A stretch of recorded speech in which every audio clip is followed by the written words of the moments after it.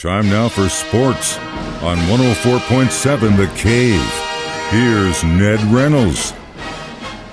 Mike, the intern, Ned Reynolds, in the studio on a Thursday morning. If you were lucky enough yesterday to be able to call out of work so you could go watch some baseball, you got to see Waino throw, 3 innings? He was in town yesterday. How'd he look? I think the jury is probably still out in his case, and they did have about 5,000 people who skipped work yesterday. Pretty good crowd out there. But the fact is the jury is out.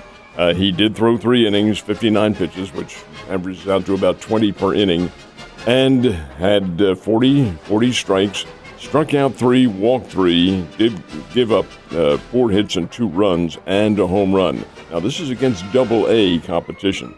So you have to think, well, is he ready to step into a major league rotation role yet? Well, maybe he is for the Cardinals. They being the professional scouts and coaches, judge things different from what the media nor the fans would look at. So maybe Wainwright showed all right. He was very ebullient to the press. He was very cordial with his interviews, signed autographs. He really represented himself very well. But we'll see if he's ready to come back. Cardinals are going on the road this weekend, so we'll see what happens. Tiger Woods just can't seem to catch a break. He's got more surgery on the menu now, doesn't he? Well, he had it. He had the surgery a couple days ago in New York City. Now, this is, by surgical standards, not a major procedure. It's a fusion of a bone in his ankle, an arthritic bone that was causing him great discomfort. Now, what the surgical procedure involved, obviously, it's invasive, it's surgery. And how long he's going to be sidelined remains to be seen. But he was in pretty intense pain during the Masters tournament, did not really operate the way Tiger Woods can. Can he ever? I think that's the key question. And when does he come back? Well, his agent didn't seem to know, and Tiger wasn't talking. Does he come back? The next major is next month, May, the PGA, and that's coming up at Oak Hill in Rochester, New York. Then you've got the U.S. Open in Los Angeles at the Los Angeles Country Club, followed by the British Open. Is he able to play in any of them? I think that remains to be seen. But yes, he did have a surgical procedure for a bone fusion designed to reduce the pain in his ankle. Well, hopefully he's getting some relief, because I know the guy definitely wants to be able to just play golf and compete. So hopefully he can at whatever level he comes back to. At the end of the day, he had a great career and did a lot for the game. Last but not least, of course, most of us here in the area that are St. Louis Blues fans have completely tuned out the fact that the Stanley Cup playoffs are happening, but they are. And it's actually been some pretty good matchups so far. Well, the Boston Bruins, who are the overwhelming favorite to win the thing, did lose last night to the Florida Panthers, so that series is tied at 1-1. Carolina Hurricanes have a 2-0 lead over the Islanders. The Dallas Stars defeated the Minnesota Wild, so that series is tied at 1 game apiece. And the Edmonton Oilers knocked off the Los Angeles Kings, so that series is tied at a game apiece. Yep, the hockey will continue to go on for a long time. These are protracted playoffs. Oh, yeah.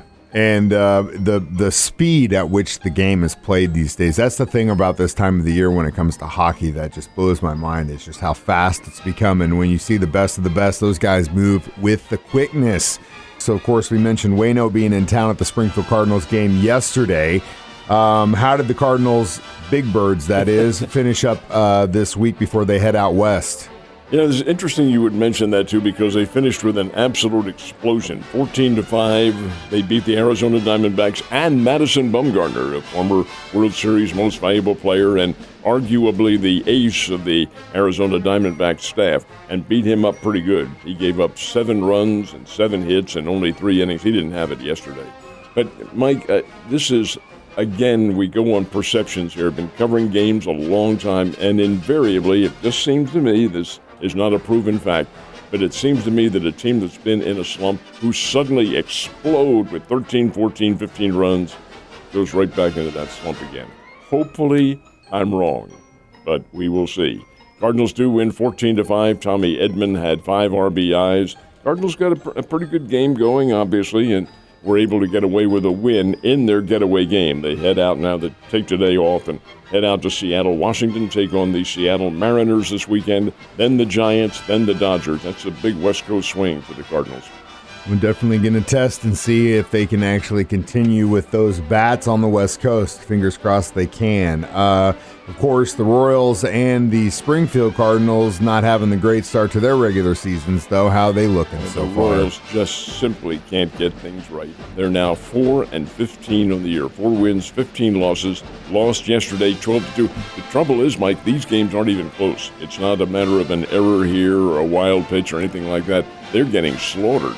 And this, I don't understand it, because this team is better than that. Are they a championship team? No, but they're certainly better from what they have been playing. And I don't understand what has gone wrong with this team, but whatever, it's going wrong with them, because they are getting pounded big time. They also go out to the West Coast, play the Anaheim Angels, actually the Los Angeles Angels in Anaheim. They'll play them this weekend. That's Mike Trout and Shohei Ohtani and that crew, and that's pretty good. Now, the Springfield Cardinals, of course, Adam Wainwright was the big deal, pitched for 3 innings.